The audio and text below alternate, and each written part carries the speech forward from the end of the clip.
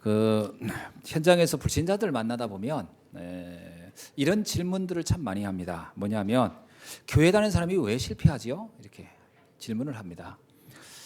어떻습니까? 교회 다니는 사람이 왜 실패할까요? 간단합니다. 교회만 다녀서 그렇습니다. 복음을 알면 실패할 수가 없어요. 정말 복음을 알면 실패되어지지가 않습니다. 물론 당장 좀 어려운 일이 있을 수 있지만 그것이 실패한다고 말할 수가 없기 때문이죠. 또 두 번째 이런 질문을 많이 합니다. 교회를 가면 밥이 나오냐 돈이 나오냐 이런 질문을 많이 해요. 실상 그 사람들이 뭘 몰라서 그러냐면 인생 근본 문제의 답을 몰라서 그렇습니다. 예수님 당시도 예수님께 오병이의 기적을 행하니까 그 떡과 물고기를 먹은 재미가 소홀치 않거든요. 그래서 많은 사람들이 예수님을 따라왔어요. 근데 예수님이 나중에 이런 얘기합니다. 내가 너에게 한 번 그 준 거는 족하지 또 해줄 의향이 없다. 그런 얘기합니다. 왜냐하면 이런 얘기를 해요. 요한복음 6장 49절 51절의 내용을 쭉 읽어보면 너희 조상들은 광야에서 만나를 먹었는데 어땠느냐? 다 죽지 않았더냐? 그런데 지금 너희들이 찾고자 하고 먹고자 하는 그 떡도 먹은들 또 죽지 않겠느냐? 그 얘기입니다. 그러나 내가 정말 주려는 떡은 따로 있다. 네가 그 떡을 먹는다면 너는 어떻게 한다? 너는 영원히 영생할 것이다. 영원히 배고프지 않고 허기지지 않는 그 떡을 먹게 될 것이다. 그러면요, 사실은 예수 그리스도 안에서 또 이 복음 안에서 실상 증정한 떡, 생명의 떡을 먹게 되는 겁니다. 당장 눈에 보인 떡이 없다고 해서 떡이 있느냐 없느냐 하는데 아닙니다. 진짜 떡을 먹게 돼요. 또 경제도 마찬가지입니다. 돈이 나오냐 그러는데요. 인간의 육신적이고 동기를 가지고 하려는 돈, 그건 준들 그게 무슨 복이 되겠습니까? 나중에 그거 더 문제 오는데 정말 미래 경제, 전도를 위한 경제, 선교를 위한 경제, 후대를 위한 경제의 축복을 하나님이 줄 때에 진정이 영원히 마르지 않고 축복이 되어지는 경제의 문들이 열릴 줄로 믿습니다. 그래서 그리스도 안에 복음 안에 가면 정말 떡도 있고 돈도 있어요. 이거 잘 몰라서 하는 소리죠. 너무 육신의 것, 항상 눈에 있는 것 때문에 그러지 영원한 것을 얻게 되는 것, 그거보다 귀한 것은 없는 줄로 믿습니다. 또 하나는 세 번째 이런 질문을 해요. 착한 사람, 또 공덕을 많이 쌓은 사람, 애국자들, 그들은 천국 가지 않겠느냐? 그럽니다. 그래서 그리스도를 몰랐어도 그 애국자들, 뭐 특히 이제 세종대왕, 이순신 장군 이런 분들 천국 가지 않았겠냐 그럽니다.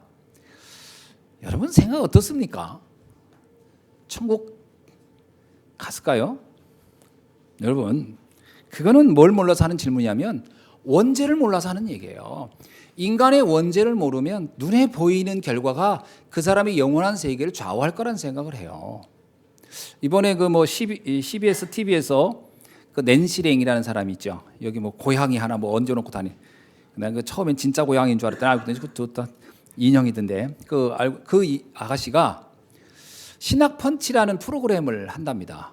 그다음 그 사람은 신학을 했나 했더니 신학도 안 했고 뭐 아무것도 아니에요. 근데 단지 좋은 프로그램인 것 같아요. 불신자 입장에서 할 수 있는 질문을 해서 전문 신학자가 대답하는 그런 프로그램이라고 합니다. 근데 그 첫 번째 질문이 뭐냐면 그리스도 몰랐던 세종대왕이나 이순신 장군도 과연 지옥에 갔을까요? 뭐 이런 질문이에요. 이 질문의 의도가 뭐죠? 인간의 행위에 대한 그 부분이거든요. 저는 이순신 장군이 훌륭하다고 생각합니다. 세종대왕도 훌륭하고요. 그러나 그 훌륭한 거 가지고 천국 갈 수는 없습니다. 애국자니까 간다고요? 그렇게 말하면 일본을 통일하고 그다음에 또 그들의 그 세력을 또 대외적으로 알렸던 우리가 잘 알고 있는 사람이죠. 토요토미 히데요시. 그 사람은 지금 일본에서는 거의 영웅이죠. 대단한 사람입니다. 그럼 그 사람은 천국 가야 되잖아요. 그렇게 말하면 뭐 다 자기 입장에서 생각해서 천국 가야 된다고 하면 다 가지요. 히틀러도 막 훌륭하다고 생각하는 사람은 있을 겁니다. 그럼 또 가야지요. 무슨 천국이 자기 주장 따라서 내 입장 따라서 내 관점 따라서 가는 것이겠습니까? 영원히 불변하는 가치가 있어야 돼요. 그게 바로 복음입니다. 믿음에 따라서 가는 것이지 그냥 행위 따라 가는 건 아니거든요. 그 답이 너무나 간단한 답인데 그걸 굉장히 복잡하게 생각하더라고요. 그리고 또 예를 들어서 이순신 장군 지옥 갔다 오죠. 그러면 뭐 매국노입니까 내가? 참 그건 아무 상관없는 얘기예요. 또 그런 얘기하면 또 뭐 나쁜 놈이니 이렇게 또 하더라고요. 참 기가 막힌 일이에요. 상관없어요. 나쁜 놈 소리 들어도 천국은 죄가 없애가는 겁니다. 원죄가 몰라서 그런 거예요. 원죄는요, 로마서 3장 10절에 의인은 없나니 하나도 없어요. 모든 사람은 죄를 범하였음에 하나님의 나라에 갈 수가 없어요. 그 죄 문제를 해결받아야 됩니다. 여러분, 죄가 많아서 지옥 갑니까? 아니에요. 그럼 죄가 적으면 천국 갑니까? 그것도 아닙니다. 착한 일을 많이 하면 천국 가고 착한 일을 조금 하면 또 못 갑니까? 그것도 아니에요. 죄가 있든 없든 상관없어요. 죄 문제가 해결받아야 되는 거예요. 누가 천국에 가고 누가 지옥에 가냐, 죄의 여부가 끝내야 되는 거예요.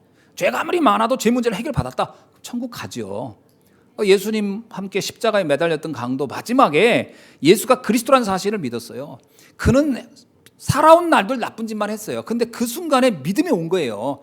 그거는 믿은 척한 게 아니에요. 그 폼 잡은 게 아니라 믿어진 거예요. 사실은 하나님의 은혜로 주어진 거지. 그 사람은 천국에 간 겁니다. 그 믿음으로. 그러나 평생을 아무리 착한 살았어도 이게 안 믿어졌다, 그러면 원죄 문제가 해결이 안 되기 때문에 천국에 갈 수가 없는 거죠. 간단한 답입니다. 명확한 답이고요. 그걸 고민할 필요도 없고 흔들릴 일도 없고 갈등할 필요도 없어요. 이제 그런 질문들을 하더라고요. 자, 신자들이 또 황당한 질문을 해요. 그럼 불신자들이 또 그런 질문을 할 수 있다 하지만 신자들은 이런 질문을 합니다. 예수 그리스도가 신앙의 기초가 아니냐. 그럼 예수 그리스도 이렇게 어느 정도 들었으니까 이제는 삶에 대한 이야기를 좀 해야 될 거 아니냐. 여러분, 진짜 신앙의 기초를 몰라서 하는 소리예요. 예수 그리스도는 시작이며 끝입니다. 예수님이 뭐라면 나는 알파요 오메가예요. 알파와 오메가란 말은 헬라어에서 시작과 끝을 의미하는 거죠. 헬라어의 스펠링의 첫 시작이 알파입니다. 그리고 제일 마지막 스펠링이 오메가예요. 오메가 시계 있죠, 오메가 시계. 그 마크가 그 오메가에서 나온 건데 그게 뭐냐면 끝이 없다라는 뜻입니다. 그 예수 그리스도가 뭐냐면 시작이며 끝이에요. 그러니까 모든 결론입니다.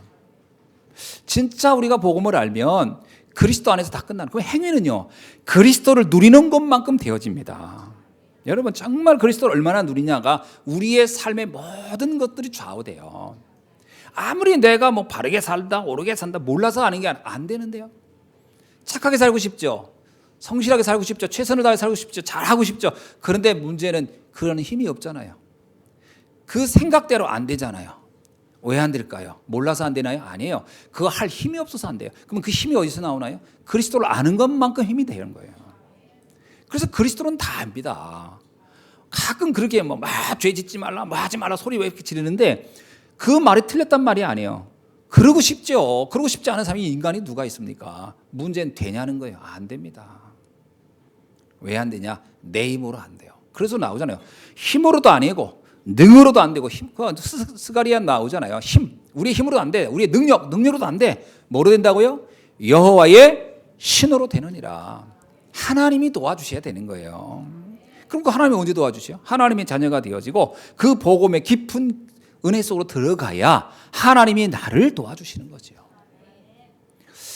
이런 아주 간단한 원리를 잘 모르니까 신앙생활을 그리스도가 기초라고 생각을 해요. 기초니까 이제 좀 알면 이제 그만했으면 좋겠다 하는데 나중에 그분 무너집니다. 반드시 무너져요. 왜? 힘의 공급처를 잘라놨기 때문에. 그죠? 에너지의 공급원을 잘라놨기 때문에 안 돼요. 늘 그리스도와 함께 있어야 돼요. 그게 답니다.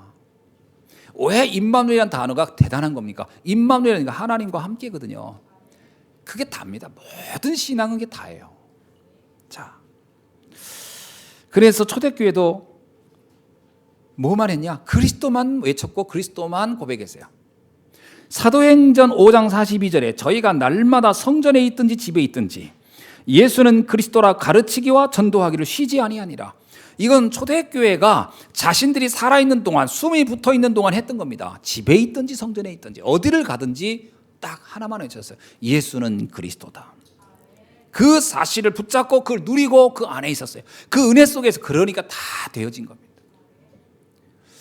우리 성도님들이 이 부분에서 착각하지 않아야 될 줄 압니다. 두 번째, 전도는 어렵다 이런 말을 하고요. 또 전도는 특별히 전도에 은사 있는 사람이 하는 게 아니냐라는 말을 하는데 그것은 복음을 몰라서 하는 소리입니다. 그럼 복음은 모든 것의 모든 거죠? 맞죠? 복음은 답니다. 그런데 그 복음이 단데 그 복음을 어떻게 할 수 있나요? 우리의 세상의 지식으로 저절로 알 수 있는 건 없어요. 복음은 특히 그렇습니다. 복음은 하나님의 말씀이 선포될 때만 알 수 있어요. 그래서 복음이 다기 때문에 그 복음을 알 수 있는 방법은 딱 하나밖에 없어요. 전도입니다. 누군가가 복음을 전하지 않으면 그 복음을 알 수 길이 없어요. 만약에 초대교회 성도들이 전도를 안 했다 합시다. 우리는 복음을 어떻게 알을 수 있을까요? 영원히 몰랐겠죠. 누군가 전했기 때문에 이 복음이 완전한 것이 내게 온 겁니다.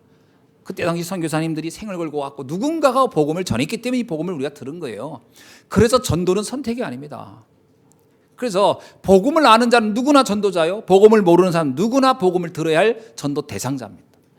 아멘.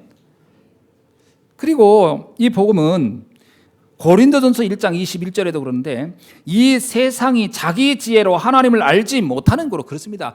이 세상이 자기의 지식으로는 하나님을 알 길이 없어요. 아무리 공부를 많이 해도요. 아무리 책을 많이 읽고요. 어떤 경우는요. 이 복음을 정확히 설명 안 하는 상태에서 성경책을 10번, 20번 읽어도 사실 복음 모를 수 있습니다. 복음은 왜 그러냐면 감춰져 있기 때문에.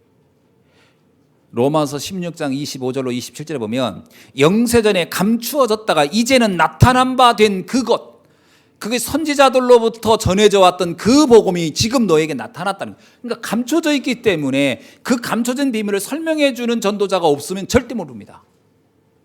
저절로 알 수 있는 건 없어요. 그래서 전도는 반드시 복음의 유일성만큼 전도의 유일성도 있는 겁니다. 그렇죠? 그래서 만약에 내가 우리 옆에 누군가가 복음을 정말 알기를 원해요. 근데 절대로 복음을 전해준 적이 없어요. 그 사람은 복음을 절대 알 수가 없습니다. 이거는 있죠. 복음을 가진 나의 삶을 통해서 그 사람의 마음이 열려서 야 나도 네가 알고 있는 그거 알고 싶어. 여기까지는 됩니다. 그 마음의 문은 열리는 해요. 문제는 마음의 문만 열렸지. 그 다음에 생명은 다른 겁니다. 생명은 생명의 씨앗이 들어가야 되는 거거든요. 근데 많은 사람이 뭐냐? 행위로 전도한대요. 행위로는 전도의 마음의 문을 여는 것이지 행위는 전도가 안 됩니다. 어떻게 행해보고 그 사람이 구원을 받습니까? 너무 착한 사람을 봤더니 내가 예수 믿게 됐다? 그런 경우는 없어요. 예수를 믿겠다고 교회는 올 수는 있습니다. 교회는 왔다 갔다 할 수는 있어요. 그래서 그게 뭐냐면 아까 불신 처음에 질문이 그거예요. 왜 교회는 다니는데 안 됩니까? 어떤 사람은 교회를 열심히 나가는데 왜 안 됩니까? 왜 그러냐면 교회를 다니는 것까지 마음이 열린 거예요. 그래서 교회는 왔어. 문제는 그에게 정확한 복음을 넣어주는 사람이 없으면 구원을 못 받습니다. 문제는 거기에 있는 거예요. 왜 복음을 정확히 전달하느냐? 생명을 살아야 되니까요. 그래서 우리는 두 가지를 다 해야 돼요. 전도 때문에 우리의 삶이 좀 규모가 있어야 되겠죠. 일단 내 삶이 너무 어그러져 있으면 나를 보고 누가 야 나도 예수 믿겠다 이런 말을 하는 사람은 없겠죠. 그러니까 내 삶이 규모가 있어야 됩니다. 그건 전도를 위해서. 두 번째는요. 정확하게 복음을 전할 수 있는 비밀을 가지고 있어야 돼요. 그러니까 옛날에 이게 안 되니까 뭐냐면 우리 교회 와봐. 우리 목사님 만나봐. 우리 성도님들 너무 좋아. 이건 전도가 아니고요. 이거를 뭐라고 하냐면 굳이 여기에다가 단어를 붙인다면 인도예요. 인도 해주는 건 그냥 데리고는 온 거예요.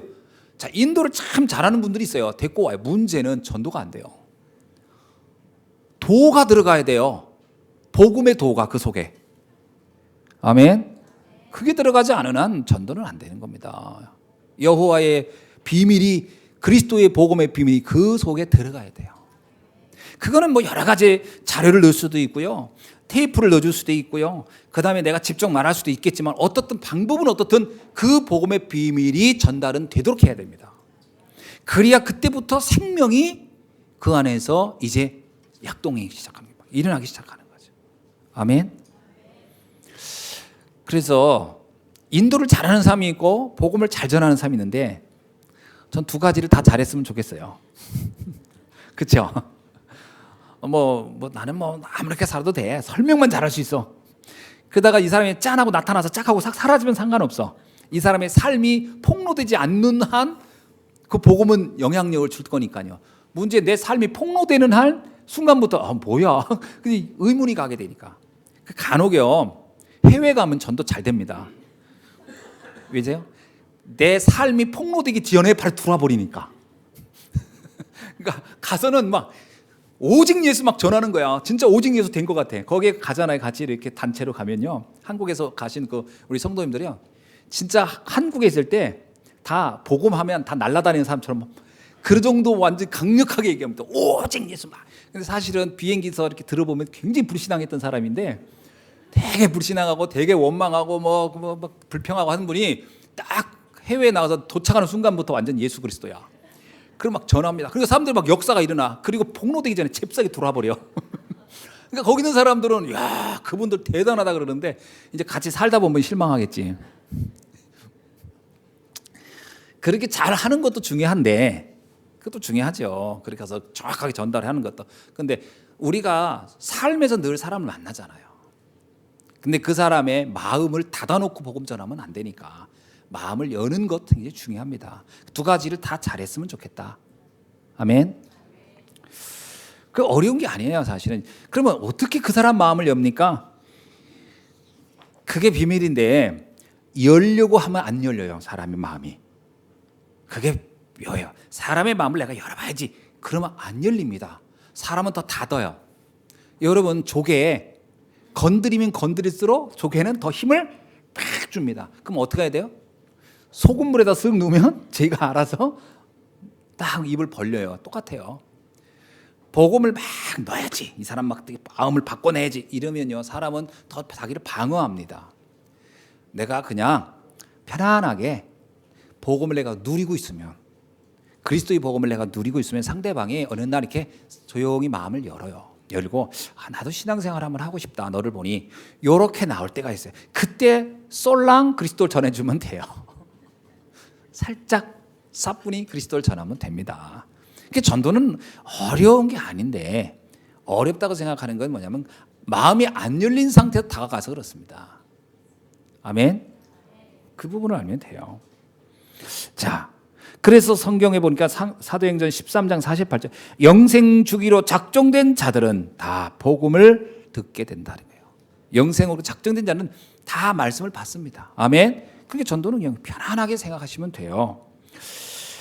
자, 세 번째 어떤 질문을 하냐면 복음을 알겠는데 왜 고난과 어려움이 끝나지 않습니까? 라는 질문입니다. 세 번째 질문이 성도들 중에 제일 많이 해요. 나는 복음을 알겠는데 왜 나한테 어려움은 계속됩니까? 일단 시각을 바꿨으면 좋겠어요. 어떤 시각이냐? 당장 내 눈에 되어지는 것에 연연하지 않았으면 좋겠어요. 좀 멀리 보셔야 돼요. 전체를 보셔야 되고 영원한 걸 봐야 돼요. 여러분, 영원한 생명이 중요하고 영원한 가치를 보고서 보면은 이게 안 된 게 아니라 되어지고 있는 겁니다. 그 진짜 응답이 뭡니까? 잠깐 찰나의 것이 응답입니까? 아니요, 영원한 게 응답이에요. 그래서 정말 복음을 알았다면 이미 그 복음을 알았다는 것 자체가 최고의 응답을 받은 겁니다. 나머지는 시간표 따라서 되어질 겁니다. 그죠? 자, 그러면 시간표 따라서 되어지는 그 시간표를 앞당기냐 안 앞당기냐, 또 이게 앞서가냐 뒤서가냐 하는 거는 뭐와 관련된 거죠? 그건 나의 상처, 각인, 체질에 따라 달라지는 거예요. 그건 좀 다르죠. 어떤 사람은 예를 들면 차로 말하면 많이 고장난 차는 고치는 시간이 좀 오래 걸릴 것이고 조금 고장난 차는 금방 고쳐질 것이고 내가 복음을 알았어요.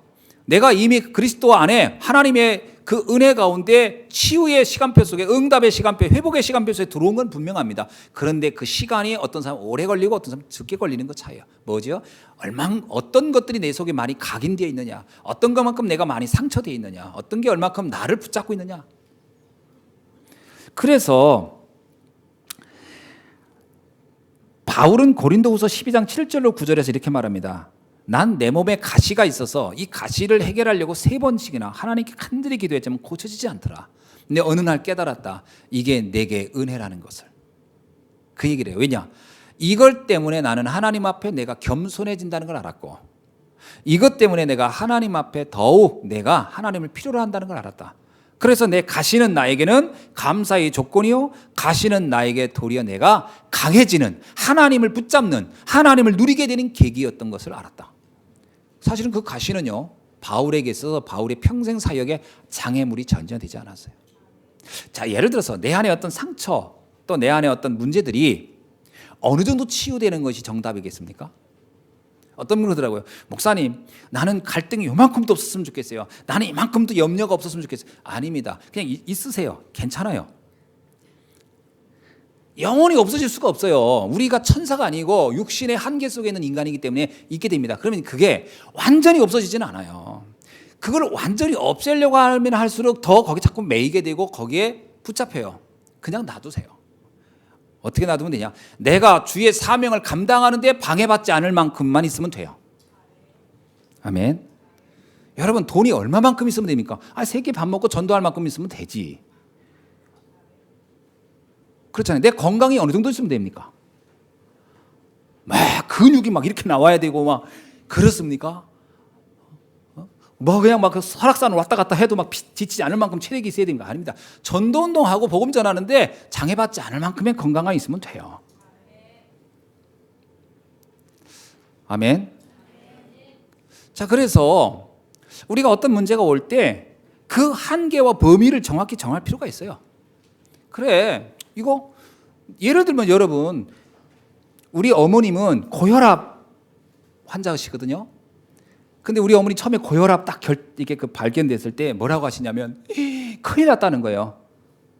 그때가 아마 40세 때인가? 그러다가 이제 40세 좀 지났는데 골다공증도 또 발견돼서 막 엉엉 우시는 거야. 큰일 났다, 골다공증 때문에. 근데 내가 그랬어요. 어머니, 고혈압 있으시고 골다공증 있어도 80 넘도록 그거 안고 아무 문제 없이 사시면 고혈압 없고 골다공증 없이 60 살다 돌아가신 분보다 낫다. 그랬더니 그럴 수가 없다는 거예요. 근데 지금 84세신데 사셔요.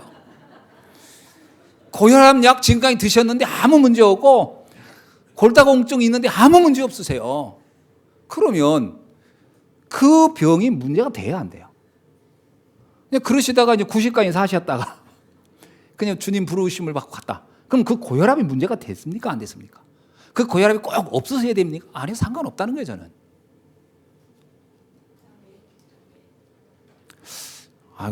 이해되십니까? 그러니까 난 이런 어떤 문제가 완전히 없어져야 돼. 그럴 필요가 없다는 거예요. 저도 이 척추가 문제가 있잖아요. 아니, 제가 너무 안 아프니까 다 낫나 생각해서. 근데 이번에 교통사고 나가지고 가서 엑스레이를 한번 찍어봤죠. 허리 한번 찍어보라 그랬어요. 내가 이제 평소에 거기 이상. 근데 바뀐 건 아무것도 없이 그대로 뼈가 나와 있는 거야. 엑스레이상으로. 그러니까 의사가 뭐라냐면 빨리 수술해야 된대. 근데 그래서 나 안 아픈데요 했더니 이상하다는 거야. 아파야 되는데 왜 안 아프냐는 거야. 안 아프다고 그랬어요. 이렇게 안 아프고, 그러면서 그분이 한 얘기도 재밌어요. 선생님, 이렇게 안 아프고 그냥 평생 사셔도 되겠네요 하더라고. 그러면 그건 문제가 안 되는 거예요, 내게. 그 뼈가 굳이 들어갈 이유가 없는 거예요. 그냥 나와 있는 상태라도 내가 이렇게 90까지 살면 되는 거예요. 나는 90까지는 괜찮지 않을까 싶어요. 너무 오래 사나? 아니, 내가 오래 산다고 기분 나쁠 일 있나? 왜 이렇게 웃으세요? 우리 그 집사님들 다 90 넘어서 이렇게 장수하시기 바랍니다. 아멘. 아무 상관없는 거예요. 그러니까 그러니까 내가 어떤 문제가 있다. 그 문제가 내가 복음 전하고 주의 일을 하는데 방해받지 않으면 되는 거죠. 그게 치유받은 거와 뭐가 다르겠습니까? 바울에게 가시 안 없어졌어요. 그런데 그는 세계복음 하는데 그게 아무런 문제를 주지 않았습니다. 여러분, 이건희 씨의 빚이 있을까요, 없을까요? 그럼 예를 들어서 빚이 없어야 된다. 그거 붙잡고 평생 고생하지 않아야 돼요.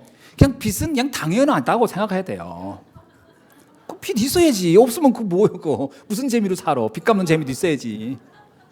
아니, 내가 그 로마인 이야기 중에 시저 읽다가 깜짝 놀랐어요. 시저는 그 시대 로마에서 최고 빚을 많이 지은 사람이야.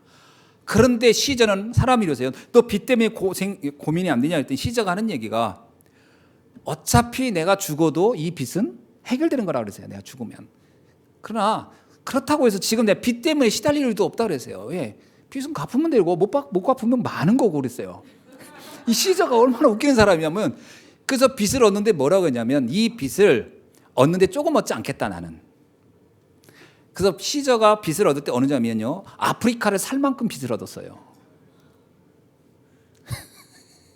그러니까 빚을 준 사람이 받아야 되잖아. 그러니까 시저의 뭐가 된 거예요. 참모가 된 거예요. 왜? 시저를 지켜야 돼. 전쟁터 다니면서 죽으면 그 돈을 못 받으니까.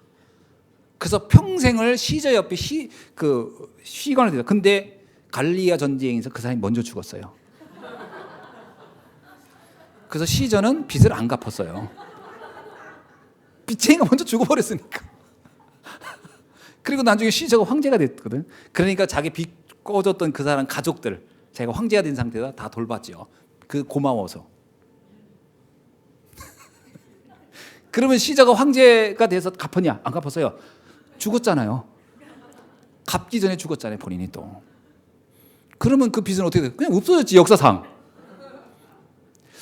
여러분, 우리가 제 말하는 의미는 이제 뭐 빚을 많이 얻어라 이 말은 아닙니다. 그런 말은 절대 아닙니다. 제 얘기는 뭐냐면 어떻게 우리의 문제가 있을 수 있고 어떤 한계가 있을 수 있습니다. 이게 완전히 없어야 된다라고 하는 것 자체가 우리 속에 있으면 안 돼요. 어쩌면은 그러다 보면 거기에 이제 매여가지고 아무것도 못하는 거예요. 그 문제에만 매여서 그냥 하나님께 맡기고 나는 주의 일을 하겠다. 그러면 하나님이요 내가 주의 일을 하는 동안에 그게 문제가 되지 않도록 모든 것 주께서 조절해 줄 줄로 믿습니다. 자, 그래서 복음을 알겠는데 왜 고난과 어려움이 끝나지 않느냐? 고난과 어려움이 영원히 없어지는 게 아니라 있지만 아무 문제가 안 되면 돼요. 아멘. 그렇죠? 배는 항구에 붙어 있을 때가 제일 안전합니다. 그렇죠? 그러나 그 배는 항구에 붙어 있도록 만들어진 건 아니에요. 그거는 항구를 떠나도록 만든 게 배예요.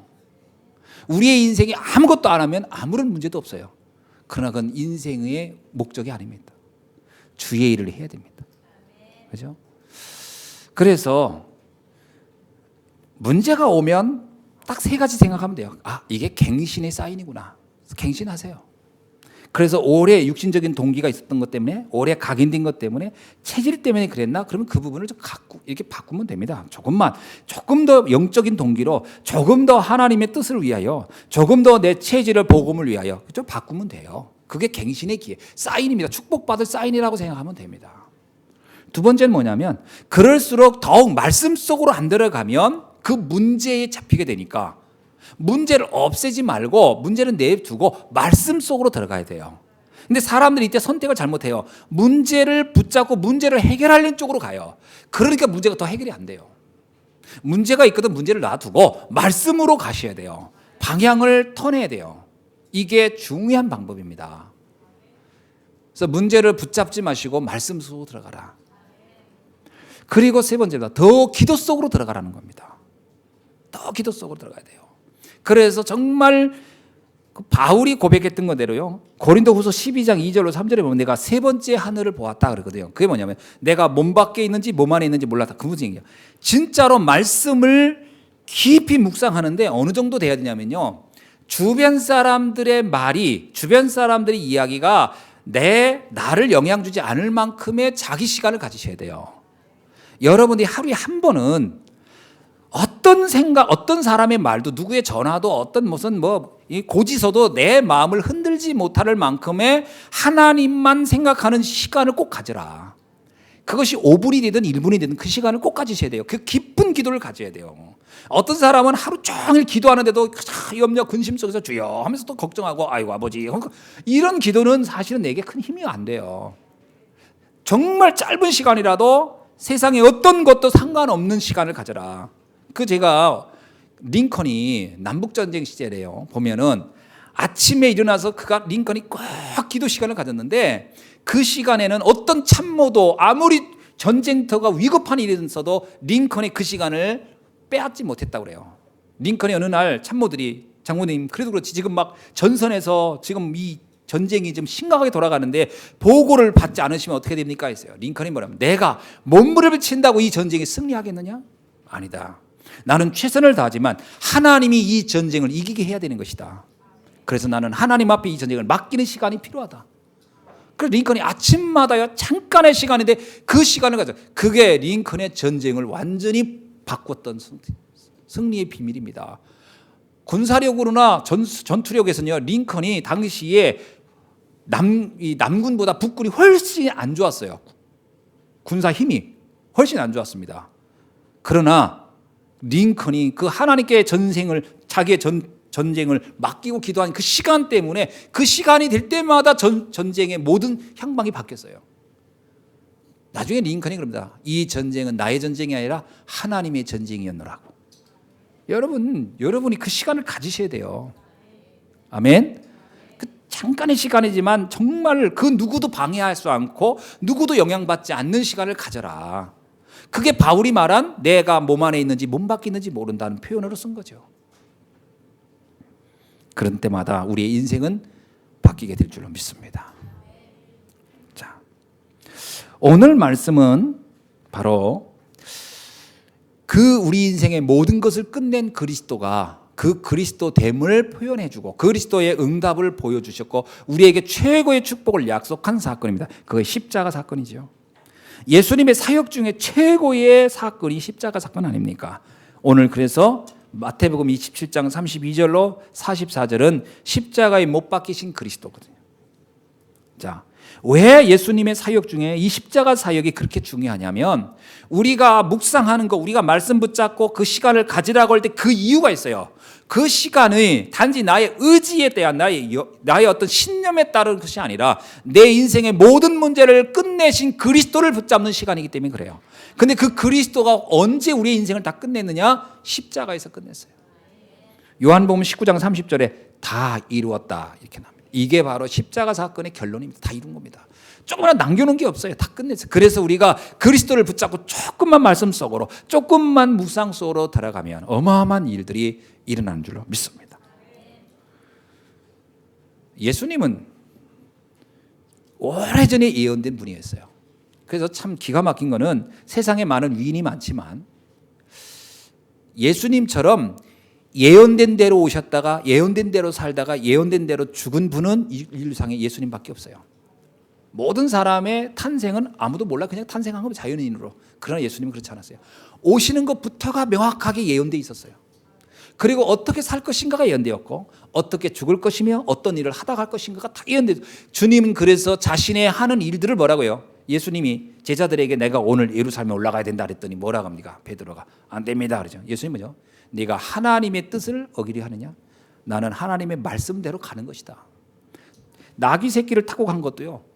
그냥 오늘따라 나귀 타볼까? 그래서 탄 게 아닙니다. 그건 예언되어 있었기 때문에 그 예언의 성취자로. 그래서 주님이 하신 일 중에 하나도 예언과 관계없이 된 건 없어요. 그러면 우리의 인생 모든 문제 뭐라고 했어요? 내가 십자가의 죽음으로 인류의 모든 저주와 재앙으로 탄다? 끝낸다 그러죠. 그러면 그 예언 그대로 된 겁니다. 저와 여러분은 그래서 그리스도가 다 끝낸 거예요. 아무것도 남은 게 없습니다. 다 끝낸 거니까. 그러니까 염려 안 해도 돼요. 그건 말씀대로 되게끔 돼 있고 주님은 그대로 하셨고 가셨어요. 그래서 주님은 스스로 십자가를 지는 것이 우리를 위해서 당연한 일이었기 때문에 기쁨으로 그걸 지신 겁니다. 그래서 사람들이 예수님이 십자가 져갈 때 막 울었잖아요. 그러니까 나를 위해 울지 말아라는 거예요. 왜? 나는 이미 예언된 대로 이 길을 가고 있는 거야. 너와 너의 자녀들을 위해 울라 그랬어요. 그죠? 우리가 주님을 위해서 울 이유가 없죠. 그래서 고난주간 될 때 막 예수님을 위해서 울고 뭐 그럴 수는 있겠습니다만 더 중요한 것은요. 울 필요가 없습니다. 고난주간이야말로 가장 감사한 날이에요. 왜? 우리 인생 모든 저주와 재앙을 끝낸 날이니까요. 그렇죠? 그래서 오늘 우리는 신앙생활 할 때 꼭 기억할 게 있습니다. 새가족들은 특히 처음 교회 나와서 예배 드릴 때 조심할 게 있는데 이건 조심이란 표현보다는 조금 이제 좀 생각을 하고 예배 드릴 필요가 있어요. 뭐냐면 교회 시설이 어떠냐, 사람들이 어떠냐, 분위기가 어떠냐 이런 거 따질 필요가 없다는 겁니다. 그거는 나와 아무 상관없는 거예요. 야곱이 들판에서 잠을 자다가 사닥다리가 나타나서 천사가 오르락내리락 할 때 뭐라고 합니까? 이곳이 바로 하나님이 계신 곳이구나. 그래서 그곳을 베델이라 그랬어요. 나와 주님과의 관계, 주님과의 영적인 이 부분이 얼마나 깊이 누려질 수 있느냐, 여기에 포인트를 둬야지. 대부분 신앙인들이 잘못 알고 있어요. 자꾸 서론적인 거. 여러분, 내가 병원을 갈 때 보통 병원의 시설을 보고 병원 의사의 인상을 보고 그리고 병원을 선택합니까? 아닙니다. 이 의사가 내 병을 고칠 수 있느냐 없느냐를 놓고 선택을 해야죠. 많은 사람들이 이 학교를 선택할 때 시설 보고 갑니까? 이 교사가 나를 얼마나 잘 가르치고 우리 아이를 얼마나 잘 케어할 수 있냐, 이걸 보고 가야지 않아요. 핵심적인 거는 관심 없고요. 거의 사람들이 이렇게 껍데기 보고서 이거 좋다 나쁘다. 그거는 사실은요, 특히 생명과 관련된 거에는 더 정확히 봐야 돼요. 생명과 직결된 건, 영원한 것과 직결된 건 더더욱이나. 결혼할 때 아가씨들은 조심해야 돼요. 키가 크냐 작으냐 이거 중요하지 않습니다. 이 사람이 나를 평생 함께 살면 얼마나 행복하게 함께 살 거냐, 이걸 선택해야 되잖아요. 제가 알아요. 우리 친척 중에 엄청 잘생긴 남자 하나 있었어요. 영화배우 한다고 시골에서 배운 것도 없는 분이 얼굴 하나 믿고, 실제로 이분이 시골 음대 다방 가면 아가씨 줄 섰대. 나는 나중에 들은 얘기예요. 너무 잘생긴 거야. 근데 내가 언제 알았냐면 어떤 명절날 어떤 분이 왔는데 너무 잘생긴 거야. 내가 텔레비전에서 봤을 만큼 잘생긴 남자인 거예요. 그런 사람이 있었어요, 우리 집안에. 저를 봐봐요. 그런 사람이 있겠나 없겠나. 그런데 이분이 얼굴값 하느라고 결국 나중에 마지막 인생을 객사했어요. 너무 방황하는 거예요, 진짜. 그러니까 아가씨들은 얼굴만 보면 안 되고 그 사람이 속을 볼 수 있어야 돼요. 그거 속 보고 결혼해야지. 그거 겉보고 결혼한 분 얼마나 고생했겠어요. 사람이 거의 사람 착각하더라고. 중심이 중요합니다. 우리가 신앙생활도 중심을 보고 와야죠. 왜 바리새인들이 예수님께 속았는 줄 아세요? 예수님의 외모가 너무 형편없었거든. 이사에서 나오잖아요. 그 외모가 어떻다고요? 가뭄의 순과 같다. 가뭄에 나는 새순이 어떻겠어요? 가뭄에 나는 새순이. 이 성화에 나온 예수님 상은요, 다 이거 허구예요, 허구. 진짜 예수님은 정말 못생기게 생겼을 거야. 어느 정도냐면 얼굴 봐가지고는 절대 그리스도라고 이해할 수 없을 만큼 생겼을 거라는 거. 야, 어떻게 저렇게 생겨가지고 그리스도일까라고 할 만큼. 그러나 그 중심은 그리스도였던 거죠. 그래서 이 겉보고서 달려왔던 바리새인들이 다 무너진 거예요. 그래서 우리 신앙생활 핵심 잘 봐야 돼요. 아멘. 더 중요한 건 내 인생의 문제의 원인과 해답을 정확하게 찾아야 됩니다. 그걸 못 찾고서 이렇게 분위기 따라서 신앙생활하면 안 돼요. 어떻게 하면 찬송가를 잘할까? 어떻게 하면 기도를 잘할까? 고민할 필요도 없어요. 우리 성가대 보세요. 아니, 무시하는 건 아니고 잘하냐 못하냐라고 따질 수가 없는 수준이에요. 얼마나 은혜롭게 하느냐 안 하느냐로 봐야 돼. 아멘. 왜냐하면 우리가 자칫 잘못하면 이런 부분에 이제 그 모든 기준이 그렇단 말이죠. 옛날에 제가 아는 어느 선배가 청주에 사는데 드디어 교회를 결정했다는 거예요. 그래서 내가 이제 잘하는 선배예요. 근데 그분이 이제 집사님인데 이제 나이 이제 대학교 때 만나가지고 형님 이렇게 했었어요. 근데 드디어 강 목사 내가 드디어 내가 원하던 교회를 정했다는 거야. 그러세요? 어떤 교회 했더니 뭐 청주의 어느 교회를 결정했대. 그러냐고. 그래서 어떻게 결정한 기준이 뭐예요? 라고 했더니 내가 1년을 결정을 안 하고 그 교회를 가봤다는 거야. 결정한 이유가 있었대. 야, 신기하게도 내가 보는 그 목사님은 1년 동안 넥타이가 똑같은 걸 매는 거야. 거기에서 내가 감동이 돼가지고 야, 저렇게 검소한 분이면 내 인생을 맡길 수 있겠다. 그래서 그 교회를 결정했다는 거예요. 근데 그 목사님은 내가 알거든요. 그 목사님이 이렇게 부흥회가 올 때면 시간마다 넥타이를 바꾸거든요. 본교에서만 똑같은 걸 매는 거지. 일종의 그 컨셉이지.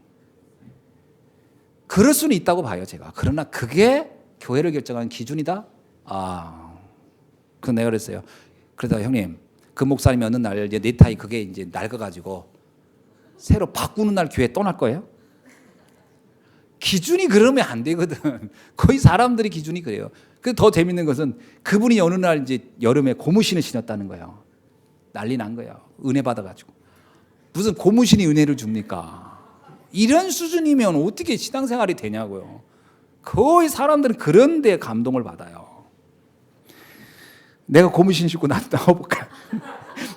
여러분, 그래서 또 속지 않을 게 있어요. 교회 와서 어떤 일을 할까 속지 마세요. 일을 잘하냐 못하냐 그건 중요하지 않고요. 복음을 누리다 보면 나중에 자연스럽게 헌신할 일도 있고 또 헌신할 마음도 생기고 그때 하면 됩니다. 성경에서 뭐라고 하냐면 요한복음 6장 29절에 하나님께서 보내신 이를 믿는 것이 하나님의 일이니라. 여러분, 그래서 어느 날 내가 봉사를 할 거냐 말 거냐 이것도 중요하지 않습니다. 하나님의 시간표가 되면 할 일도 있고 또 하고 싶은 마음도 생기고 해야 될 이유도 알게 되고 그렇게 해서 하면 돼요. 그 이전에 뭔가를 해야지라고 하는 생각부터 하게 되면 나도 모르게 중요한 것에서 방향이 이게 빗나갈 수가 있다. 깨닫기를 주의 이름으로 축원합니다. 자, 그래서 우리가 그리스도를 제대로 아는 순간부터 모든 문제는 끝나는 줄로 믿습니다. 이때부터 신앙생활이 시작되는 것이고요. 이때부터 우리의 모든 게 바르게 되는 것이죠. 그래서 그리스도가 누구냐? 이것을 이해하는 게 다입니다, 사실은. 성경에 예언된 그리스도의 십자가는 엄청난 능력과 축복이 숨겨져 있죠. 창세기 3장 15절의 내용을 보세요. 여자의 후손에서 뱀의 머리를 짓밟았다. 그 얘기 뭐죠? 그리스도가 사단의 머리를 끝냈다는 겁니다. 그러니까 우리가 믿는 그리스도는 우리의 모든 재앙과 저주의 원인자인 사단을 완전히 끝내신 분인 줄로 믿습니다. 출애굽기 3장 18절은 뭐냐면 희생제사예요. 바로 왕이 이스라엘 백성을 절대 해방시키지 않았는데 어린 양의 피, 십자가의 그 언약의 피 앞에서 흑암이 결박돼 버린 거예요. 오늘 우리가 받은 그리스도의 십자가는 우리의 모든 저주와 재앙을 완전히 끝낸 십자가인 줄로 믿습니다. 에베소서 2장 16절에 보니까 하나님과 원수됐던 우리를 십자가로 소멸하고 한 몸을 이루었다. 우리가 하나님 만나게 된 십자가. 그죠? 그리스도의 십자가는 하나님과 우리를 만나게 한 사건. 그리스도 안에만이 하나님을 만나고 누리는 비밀이 다 있다. 자, 그래서 사람들이 자꾸 십자가를 오해하는 거예요. 고린도전서 1장 18절에서 뭐라고 하죠? 그래서 불신자는 이렇게 말하죠. 그 십자가가 사형틀 아니냐? 그렇습니다. 영적인 눈이 없는 사람은 십자가는 정말 패배자의 현장으로 볼 수 있지만 영적인 구원 얻기로 작정된 자들에게 십자가는 하나님의 능력이 되는 현장이 된 줄로 믿습니다. 그래서 구원받은 여러분에겐 그리스도의 십자가는 우리의 인생을 다 해결한 현장이다. 이 비밀을 붙잡기를 주의 이름으로 축원합니다. 자, 그렇다면 말씀을 맺습니다. 그 그리스도가 우리의 인생의 문제를 다 끝냈다면 우리는 걱정할 게 없는 거예요. 아멘? 아무것도 염려할 필요가 없는 거예요. 자, 지금부터 우리는 분명한 깨달으시기 바랍니다. 그래, 그 그리스도의 십자가가 단번에 영혼의 모든 문제를 우리를 해결했구나. 히브리서 10장 14절에 뭐라고 나오냐? 저가 한 제물로 거룩하게 된 자들을 영원히 온전케 하셨느니라. 그는 단 한 번의 제물로 우리들을 어떻게 해요? 영원히 온전케 했다는 거예요. 우리는 그리스도 안에서 다 끝난 겁니다. 아무것도 염려할 필요가 없어요. 이제 속지 않기를 주의 이름으로 축원합니다. 아무것도 속지 않으세요. 문제가 온다, 사건이 온다, 그것이 도리어 축복의 현장이요 응답의 현장이라는 것을 깨달으시면 됩니다. 그리고 서두르지 말고 조금만 참으시면 되고요. 전체를 보고 영혼을 보고 미래를 보면서 가면 돼요. 지금 당장의 것에 좌우되지 않기를 바랍니다. 하나님은 지금도 성령으로 역사하고 있기 때문이지요. 그래서 요한일서 5장 18절의 말씀을 여러분에게 제가 다시 한번 말씀해 드리겠어요. 하나님께로 나신 자가 저를 지키심에 악한 자가 저를 만지지도 못하느니라. 사단은 여러분을 건드리지도 못할 것입니다.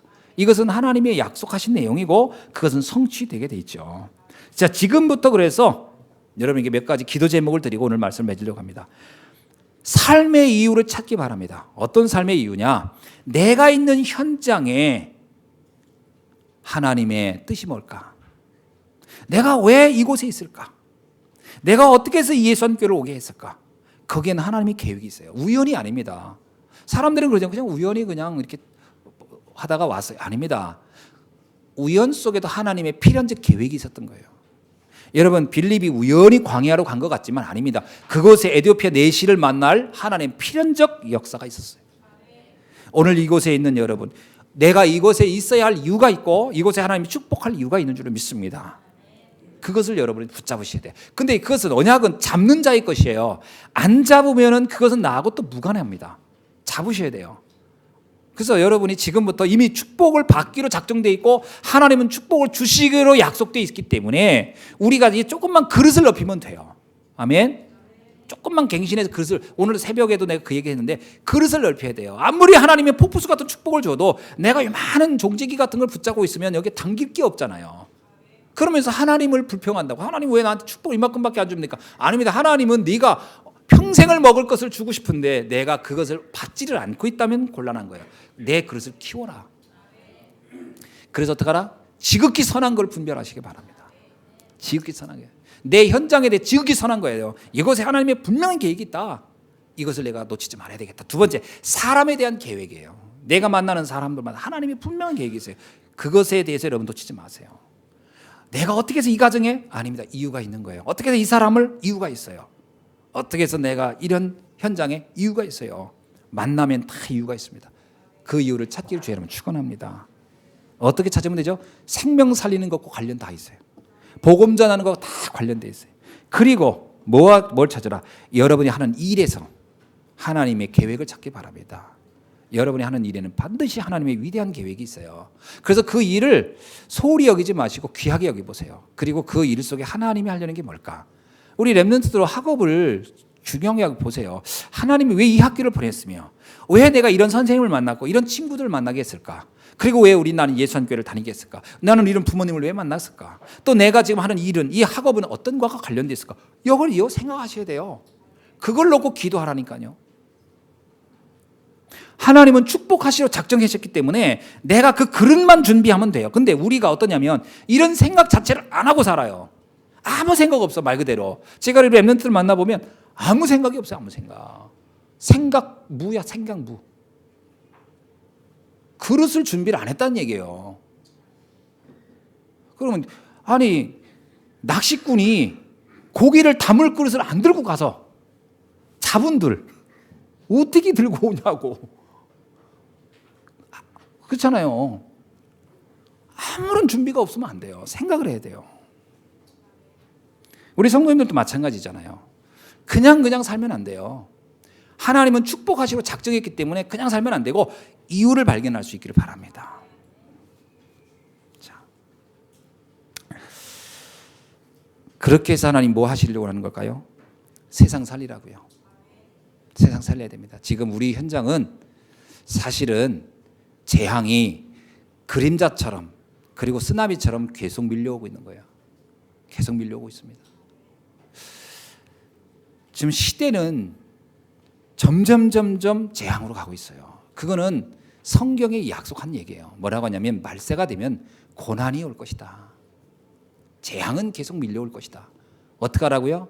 밀려오니까 거기에 너희들 또 알았으니까 이제 당하라 이 말입니까? 아니에요. 살리라는 거예요.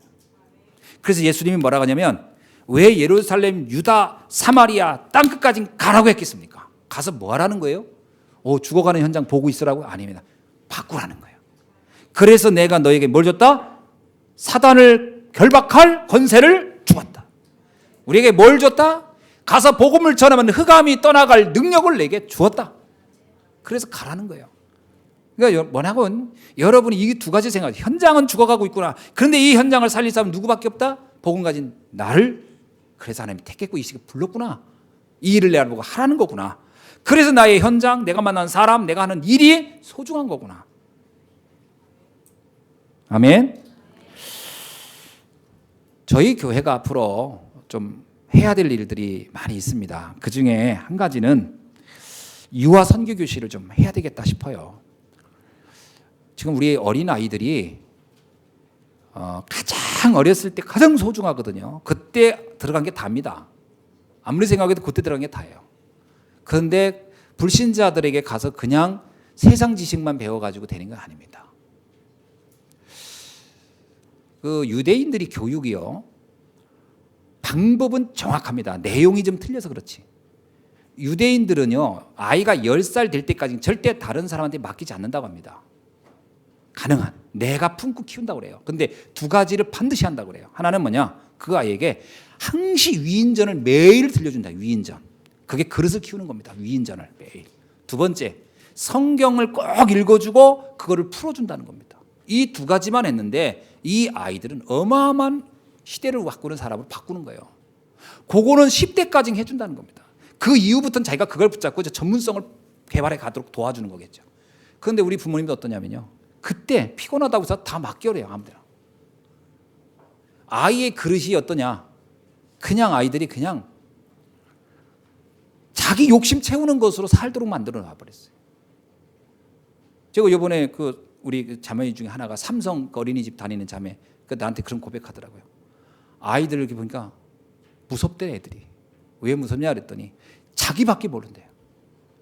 너무 부모들이 이제 먹고 사는 게 여유가 있고, 그러니까 아이들을 오로지 자기 하나만 아도록 키워놓은 거예요. 그러니까 애들이, 그런 애들이 다 몰려 있는 거예요. 애들이 너무 영악하다 못해 무섭대. 그래가지고 너무 지쳐가지고 그만두기로 했다고 하더라고요. 그 일이 어려운 게 아니더래요. 처음엔 일이 어려운 줄 알았더니 일도 어느 정도 숙달되니까 어렵지 않더라는 거예요. 다른 게 어려운 게 아니고 아이가 무섭다는 거예요.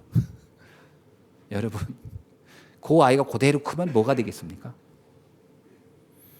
정말 중요한 걸 놓치고 있는 거예요. 우리는 아이들에게 영어 단어 하나, 뭐 수학 문제 하나, 이게 중요한 게 아니에요. 사실은 더 근원적인 부분 알려줘야 돼요. 더 영원한 것을 붙잡고 가도록 해야 돼요. 그러려면 뭐야라? 유대인들의 교육 방법을 우리가 참고해 보세요. 유대인 교육 많이 하는데 내용이 틀려서 그렇지 방법은 기가 막힌 거예요. 위인들을 알려주고 성경의 말씀을 가지고 풀어주는 거예요. 이게 아이들의 머리를 기가 막히게. 우리들도 그렇게 했으면 좋겠다는 거예요. 그래서 앞으로 제 생각은 유아 선교 교실을 통해서 그런 언약을 우리가 좀 누려야 되지 않겠느냐. 또 하나가 미자립 교회와 미자립 선교에 관한 언약을 잡아야 될 것 같아요. 교회들이 너무 어려워요. 우리 교회도 큰 교회가 아닌데 우리 중부 노예에 보니까 한 57개 교회, 이렇게 60개 교회 되는데 그 중에 우리 교회가 재정 이 상태가 20위에 20위. 그러니까 결국 이제 우리 좀 여유 있게 이렇게 자립 상태 넘어가는 그 과도기에 있는 교회입니다. 우리 교회가. 넘어갔다고 봐요. 금년부터. 근데 문제는 뭐냐면 그 이하의 교회들이 너무 많다는 거예요. 너무 어려운 교회들이. 앞으로 우리 교회가 좀 여유를 가지고 조금 더 이제 성장이 되고 그러면 그들을 도와야 되겠다. 그게 우리의 사명이다 생각이 돼요. 앞으로 정말 어려운 교회들 많이 도와줘야 됩니다. 저도 옛날에 어려울 때 도움을 받아봐서 알지만 진짜 필요한 때에 도와주면 또 그들도 또 다른 사람들 도울 수 있겠죠. 그 일을 우리는 해야 된다. 앞으로 미자립 선교, 해외 가면 또 선교사님들 어려워요. 지난번 러시아 갔다 와서 제가 마음이 참 많이 아프더라고요. 아, 어렵구나. 누군가가 돕지 않으면 안 되겠구나. 근데요, 선교가 한 해 두 해 해서 되는 게 아니고 10년 20년 있어도 선교 현장이 이렇게 쉽게 잘 안 될 수도 있습니다. 그러면 국내에서는요, 왜 안 되냐 하고서 선교 후원금을 끊어버려요. 해외 생을 걸고 갔는데 그분들 거기서 죽습니다. 진짜 자녀들 다 데리고 갔는데 돌아올 고국에는 올 근거가 하나도 없어요. 저번에 우리 선교사님이 그러더라고요. 한국에 갈 곳도 자기는 이제 국제고아가 되게 생겼다는 거예요. 근데 그 말 하는 데서 처량하더라고요. 도와줘야 됩니다. 그래도 그분들이 가 있는 것만으로도 그 선교라니까요. 그죠? 여러분 생각해 보세요. 그 무더운 곳에 여러분 가 있으라면 살겠어요? 가서 있는 것만도 선교예요. 그분들 도와줘야 됩니다. 앞으로 그런 일도 우리가 해야 된다. 그러려면 지금부터 빨리 우리가 이런 부분을 놓고 기도하고 여러분은 정말 이유 있는 헌금을 하고 이유 있는 경제 응답을 받아야 될 줄로 믿습니다. 그리고 앞으로 여러분이 있는 현장에서 많은 생명 살리는 다락방, 30개 이상의 다락방과 100개 이상의 지교회를 세워서 정말 우리 주변에 복음 못 들어서 고통당하는 이들을 다 살려내는 그런 여러분 되고 우리 교회가 되어야 할 줄로 믿습니다. 기도하겠습니다. 하나님 감사합니다. 정말 그리스도께서 십자가에서 모든 걸 끝냈기에 아무것도 염려할 필요가 없고 이제 우리는 완전한 축복 속에 들어간 줄로 믿습니다. 이 언약을 붙잡고 이제 나를 조금만 갱신하고 현장 살리는 주역으로 살아가게 하옵소서. 살아계신 주 예수 그리스도의 이름으로 기도하옵나이다. 아멘.